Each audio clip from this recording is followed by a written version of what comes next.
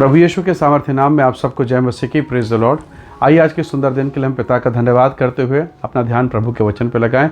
मेरे साथ परमेश्वर के वचन को निकालेगा। यहाँ इस प्रकार से लिखा है, रोमी की पुस्तक उसका 8वां अध्याय और 8 अध्याय के वचन 28। यहाँ लिखा है, हम जानते हैं कि जो लोग परमेश्वर से प्रेम रखते हैं उनके लिए सब बातें मिलकर भलाई ही को उत्पन्न करती है, अर्थात उन्हीं के लिए जो उसकी इच्छा के अनुसार बुलाए हुए हैं। Praise the Lord, hallelujah. परमेश्वर के लोगों, ये वचन जो कहता है कि सब बातें मिलकर परमेश्वर के लोगों के लिए जो प्रभु की इच्छा के अनुसार बुलाए गए हैं भलाई उत्पन्न करता है। पर कई बार आप देखते हैं कि आप भले मनुष्य हैं, आप अच्छे हैं, उसके बावजूद आपके साथ बुराई हो रही है। कोई आपका अपमान कर रहा है, कोई आपका बिजनेस चौपट कर रहा है, कोई आपके विरोध में काम कर रहा है, नाना प्रकार की परिस्थितियाँ।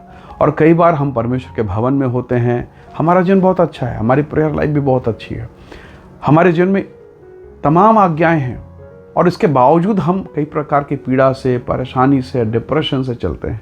समझ में नहीं आता कि गलती कहाँ हो रही है, समझ में ये नहीं आता कि क्यों मेरे साथ क्यों। और कई बार तो बड़ा तकलीफ उस समय होता है जब खराब जीवन बिताने वाला, पाप का जीवन बिताने वाला हमसे अच्छे कंडीशन में है, मज़े में है, दुनिया के सारी सुख सुविधाएं उसे मिल रही है और हम पीड़ा में हैं। प्रभु के लोगों कई बार ये समझना बड़ा मुश्किल सा लगता है कि प्रभु ऐसा क्यों हो रहा है, हमारे साथ ही ऐसा क्यों। तो जब आप बाइबल पढ़ते हैं आप परमेश्वर की योजना को समझ सकते हैं कि क्या हो रहा है। अब जरा देखिए, शद्रक, मेशक, अबेदनगो, ये 3 जवान हैं जिन्होंने राजा के अशुद्ध भोजन को अस्वीकार कर दिया, रिजेक्ट कर दिया, कहा हम सादा भोजन करेंगे, और इसके बदले में परमेश्वर ने उसे ऊंचा उठाया। पर आने वाले दिनों में देखते यही शद्रक, मेशक, अबेदनगो फिर परीक्षा में फंसते हैं, और अब आग की भट्ठी 7 गुना धधकाई गई है। अब ये आग में डालने वाले हैं। अब क्या होगा? तो या तो ये राजा के सामने झुक जाते, उसको प्रणाम कर लेते, उसके निकटता में आते और माफ़ी मांग लेते, सॉरी राजा साहब हमसे गलती। पर ये नहीं झुके। चारों तरफ बुराई दिख रहा है, चारों तरफ पीड़ा दिख रहा है। पर जब आप इसके अंत में आएंगे, समय लगा, पर जब आप अंत में आएंगे तो वो जो सिंहासन पर बैठा था, वो राजा जिसने इनको आग के भट्ठे में डलवाया, आज ये लोग आग के भट्टे से बाहर निकल के खड़े हैं और राजा घुटना टेक के कहता है, शद्रक, मेशक, अबेदनगो का परमेश्वर ही परमेश्वर है। हालेलुया। क्या होता अगर ये मुकर जाते? क्या होता यदि ये आग के भट्टे में जाने से पहले डर जाते, भयभीत हो जाते और राजा के चरणों पर गिर जाते? परमेश्वर के लोगों, अगर आप प्रभु के साथ हैं, मैं जानता हूँ आप भी इस बात को समझेंगे। कई बार वर्तमान समय पीड़ादायक और कठिन होता है, पर परमेश्वर के वचन में अगर आप बने रहें तो एक समय आता है जब परमेश्वर आपको आशीषित करता है, परमेश्वर आपको महिमा से भर देता है। कई प्रकार की बातें। हन्ना के बच्चा नहीं है, उसके बदले में उसके पति ने एक और पत्नी ले आया, सौतन ले आया, और उसके एक एक करके कितने बच्चे हो गए। अब हन्ना का दिल कैसा रहेगा? वो शोक में, पीड़ा में, वेदना में है। वो रो रही परमेश्वर के मंदिर में, प्रभु मेरे साथ भलाई कर, मेरे साथ भलाई कर, मेरे साथ भलाई कर। उसकी प्रार्थना हर साल, हर दिन, हर महीना, हर पल चल रहा है। आंसू आंसू आंसू। कई साल बीत गए, और इन सालों में जब वो प्रार्थना में है, जब वो पीड़ा में है, जब वो हृदय टूटने वाली वेदना की दशा में है, उसके सौतन के एक के बाद एक बच्चे हो रहे हैं। यानी उसका पति भी ठीक है, उसके सौतन का शरीर भी ठीक है, सब कुछ। तो प्रॉब्लम कहाँ पर है? इसी के शरीर पर। और जब आपको ये पता चले कि आप भक्ति में है, प्रार्थना में है, उपवास और आराधना में है, और फिर भी आपके साथ भलाई नहीं हो रही, तो दिल टूट जाता है। और यही दशा हन्ना के साथ था। पर हन्ना ने हिम्मत नहीं छोड़ी, वो लगातार प्रभु के प्रेम में बनी रही, प्रार्थना करती रही। और अब जब उसे बेटा मिला जिसका नाम उसने शम्मिल रखा, उसके सौतन के सब बच्चों के ऊपर भारी हुआ। क्यों? क्योंकि वो इज़राइल का एक महान नबी, एक परमेश्वर का दास बना। राजा थर-थर कांपता था उसके सम्मुख में। आपको याद होगा जब दाऊद का राज्याभिषेक करने के लिए गया तो वहाँ के लोग पुरनिये थर-थर कांपे, मुंह के बल गिर रहे हैं। क्यों? क्योंकि एक परमेश्वर का श्रेष्ठ दास बना वो। हालेलुया। तो प्रभु के लोगों, अगर आप वचन के अनुभव से समझें तो आज जो पीड़ा है, जो क्लेश है, जो समस्याएं हैं, जो खालीपन है, एक दिन महिमा से आपको भरपूर करेगा और एक ऐसे अनुग्रह में लेके खड़ा करेगा। तब आप कहेंगे, वाह धन्यवाद परमेश्वर, धन्यवाद कि आपने हमारे लिए क्या कुछ नहीं किया है। तो प्रभु के लोगों, जब ये वचन कहता है कि हर बातें, हर वो बुराई, हर वो पीड़ा परमेश्वर के अनुसार, उसकी आज्ञा के अनुसार चलने वालों के लिए भलाई को उत्पन्न करता है। जब हम ऊपरी तौर पर पढ़ते हैं, सुनते, समझते हैं, हमें समझ में नहीं आता। पर तब जब हम पीड़ाओं से अगर गुजरते हैं और इंतज़ार करते हैं, तब आप और मैं परमेश्वर की योजना को देख पाते हैं।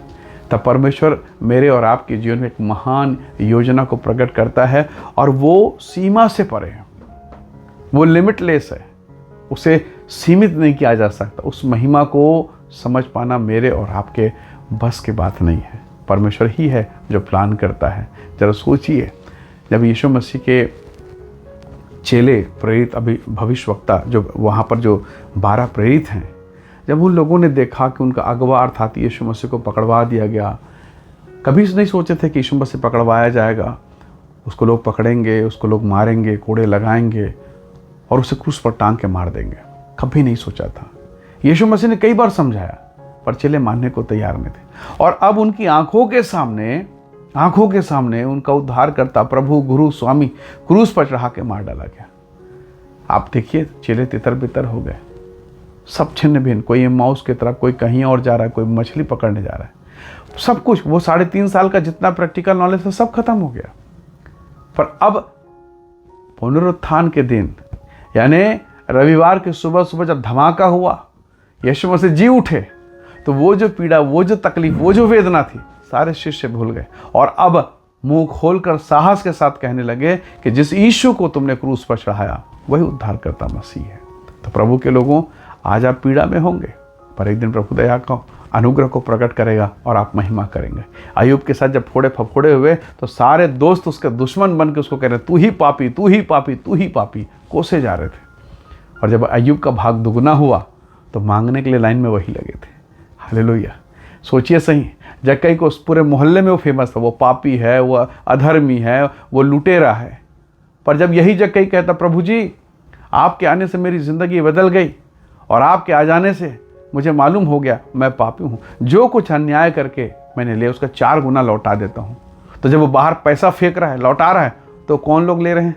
वही लोग जो पहले कहते थे ये पापी है, अब उसी पाप के धन को ले रहे हैं। तो प्रभु आपको अपने समय में महिमा देगा। वेट एंड वॉच, इंतजार कीजिए और टिके रहिए। स्वर्ग के परमेश्वर की महिमा को देखेंगे, तब आप महान काम को देखेंगे। जो काम अय्यूब ने अपने जीवन में देखा, जो काम हन्ना ने अपने जीवन में देखा, जो काम प्रेरितों ने अपने जीवन में यीशु के क्रूस पर देखा, वही महिमा का काम आप देखेंगे, क्योंकि स्वर्ग का परमेश्वर को अकेला नहीं छोड़ेगा। कदाचित आज आप रो रहे हैं, पर प्रभु आपको हंसने का, अनुग्रह का मौका जरूर देगा। इसलिए प्रभु के लोगों, इस पीड़ा के समय में, दुख के समय में हिम्मत के साथ टिके रहिए। प्रार्थना बंद मत कीजिए, क्योंकि प्रार्थना बेदारी लाएगी। प्रार्थना महिमा को प्रकट करेगा। प्रार्थना परमेश्वर को काम करने के लिए तैयार करेगा, आपके हृदय पर महिमा को प्रकट करेगा। इसलिए हर एक दशा में धन्यवाद कीजिए। हन्ना के समान आंसू बहाइए। आप परमेश्वर की महिमा को देखेंगे और वो जो भाग आपको मिलेगा वो दूसरों के भाग से बेहतर होगा। आप महिमा को देखेंगे और लोग कहेंगे ये वही है, इसके जन बहुत पीड़ा थी, बहुत समस्याएं थी, फिर भी ये टिका रहा। और आप न केवल अपने लिए पर दूसरों के लिए आशीष का कारण बनेंगे। कई बार प्रभु आपको आशीष नहीं देगा, आपके साथ साथ आपको ऐसा बना देगा कि आपको देख के दूसरे भी आशीष पाएंगे, आपकी गवाही के द्वारा, आपके जीवन के द्वारा। सो आइए, इस दशा में जहां आप और मैं खड़े हैं, खुदा का धन्यवाद करें। आइए प्रार्थना करें।